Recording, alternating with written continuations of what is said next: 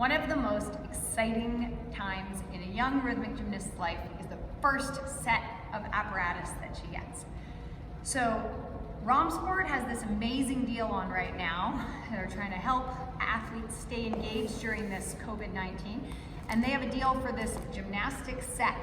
If you go to romsport.com, you can find them, and they come in this little box, and it's hard to believe that all of the apparatus could fit in here, but it does. When you open up your box, you are going to find a rhythmic gymnastics rope, and I will teach you how to measure it and make knots and cut and burn the ends. You are going to find a rhythmic gymnastics ball. I'm going to show you in a minute how to blow it up in a way that you're not going to wreck the valve. Some rhythmic gymnastics gloves. You can add tape just for fun.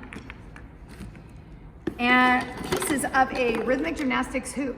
They don't usually come like this, but this is a really fun hoop, and I'm going to show you how to connect it. And last of all is the ribbon and stick. So I'll show you how to connect the swivel to your ribbon, and also how to measure and cut and put nail polish on the end of your ribbon so that it lasts long. To prepare your rope, you have to start with the two ends. Pick one end, and I want you to tie a knot in that end, leaving just a little bit of space above so that you can put a piece of tape around that end. Electrical tape works really well because it's got some stretch to it, but any kind of tape will work. And what you want to do is you want to wrap it really tightly around the edge.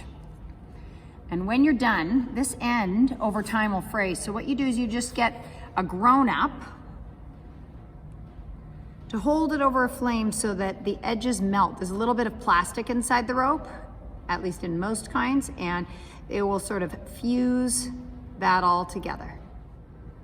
Okay, so measuring a rope so that it fits you, you take one end and place it under your arm, go underneath your foot, and you want to come back up so that you're underneath the other arm.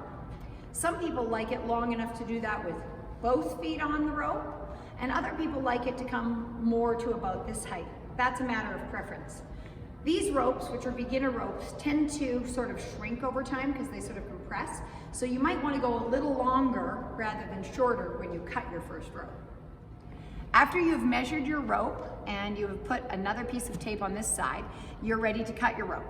Having cut many ropes, I have made the mistake sometimes of cutting on the wrong side of the knot. So take a moment to make sure that you've placed your tape on the correct side of your rope, and then you can cut it.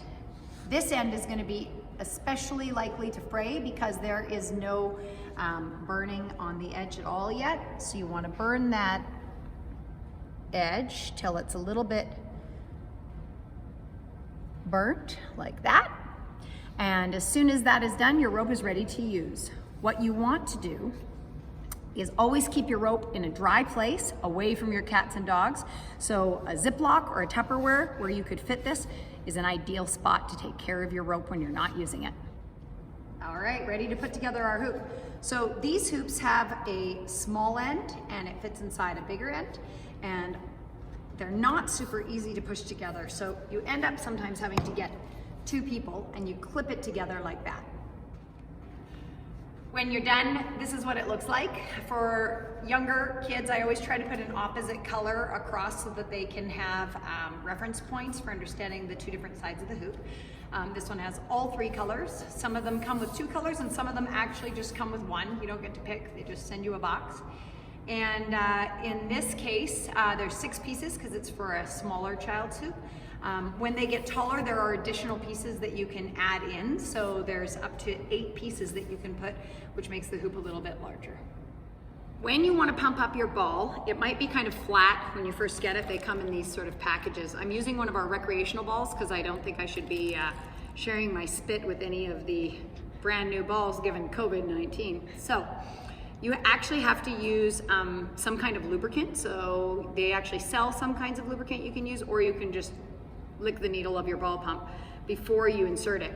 When you're holding the valve, you want to squeeze it so that you're not pushing the valve into the ball, and you want to twist while you're slowly going in so that again, you're protecting that valve. They don't seem to be super well made, and I often wreck balls, or see kids wreck balls when they just jam them in.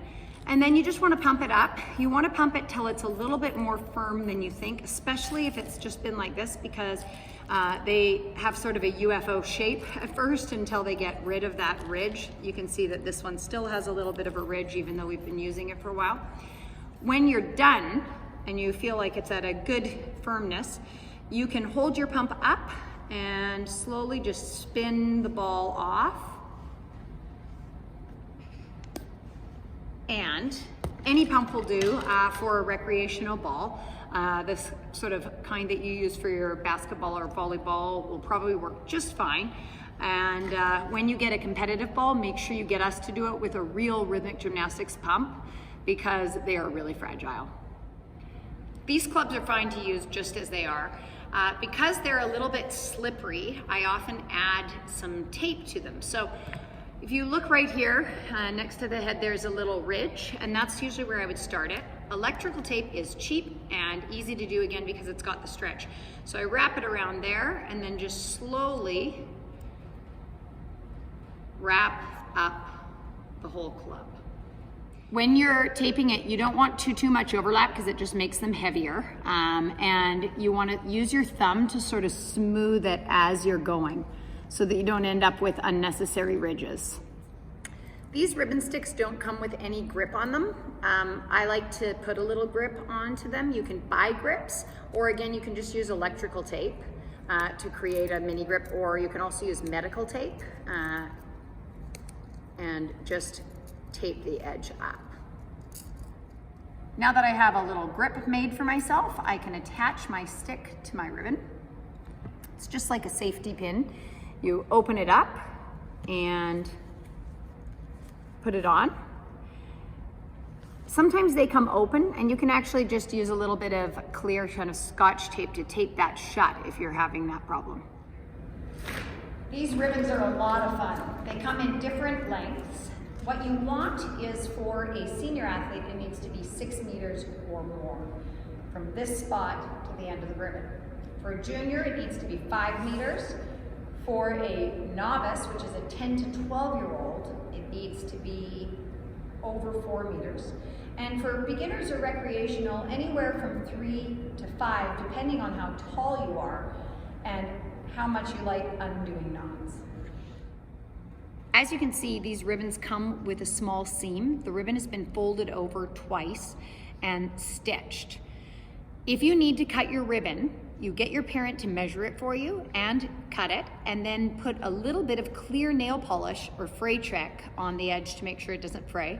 And I recommend getting someone to stitch it for you so that it looks just like that, and you've folded it over twice. So you sort of fold it once, fold it a second time, and then you put a line of stitches straight across.